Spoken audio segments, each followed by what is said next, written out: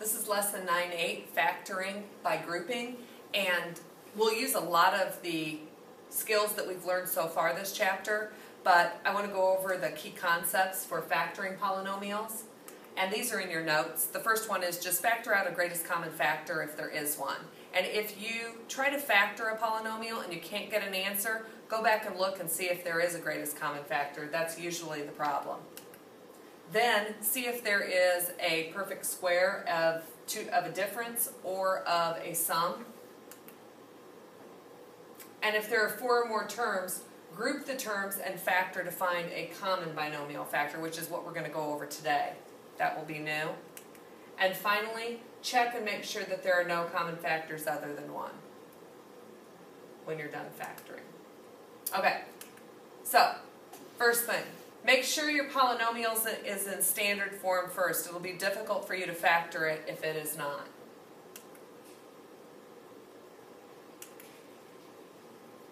First thing you're going to do is look for common binomial factors or 2 pairs of terms when you have a 4-term polynomial. So here's our first one, and this is the exact one in your notes. If you have 6x to the third plus 3x to the second minus 4x minus 2, we are going to group these by grouping the first 2 terms and the last 2 terms and seeing what common terms we can pull out.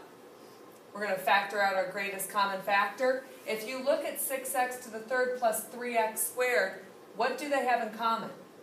If you look at your coefficients, they have a 3 in common. And if you look at your variables, they have an x squared in common. So, the greatest common factor of each side is 3x squared on your left. And then on your right, the 2 is the only term that they have in common for the coefficient, so it's a negative 2 since they're both negative. Now you're going to factor your greatest common factor out of each group. So you're going to factor your 3x squared out of these 2, which is basically done by division. So you're going to take 6x cubed, divide it by 3x squared, and you're going to get 2x. Keep the same sign, and then divide the second one, and obviously you get 1. Do the same thing with the right-hand side, and we get the same binomial factor. Now you're going to combine these 2 greatest common factors together in a group.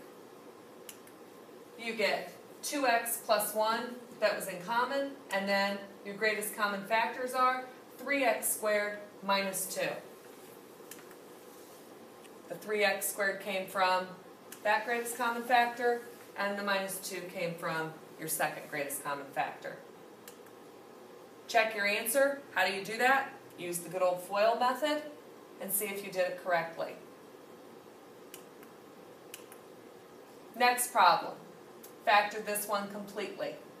If you want to pause now and see if you can do it on your own, go ahead.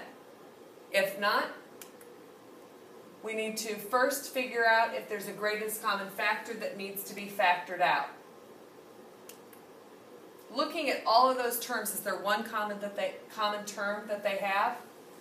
Since this one doesn't have a t for a variable, then you're just going to look at your coefficients. And there is a common factor. The greatest common factor is 4. So we're going to factor a 4 out of each term. It'll be outside. And then we've got 2t to the 4th plus 3t to the 3rd plus 4t plus 6. Now we're going to split those 4 terms up into 2 groups, which will be these 2. And I pulled out of these 2 a t to the 3rd power, which was the common term. That would be multiplied by 2t plus 3. These 2, there's not a t here, so you just have to look at the coefficients. And 2 is your greatest common factor on the right. 2t plus 3 term the 2 have in common.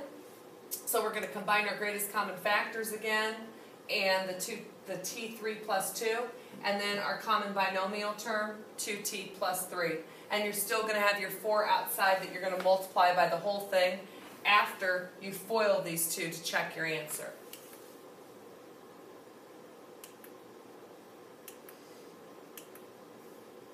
Then, finding the dimensions of a rectangular prism. This is basically what we've just done. It's just cubing. You have 3 terms, and each term is the length, the width, and the height of your cube.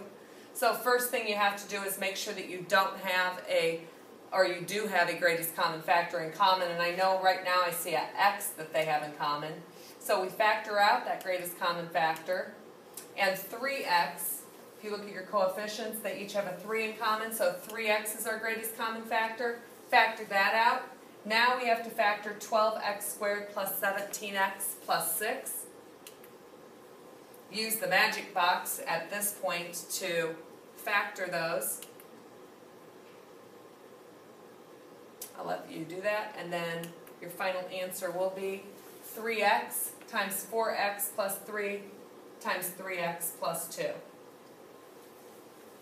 And that is lesson 9A.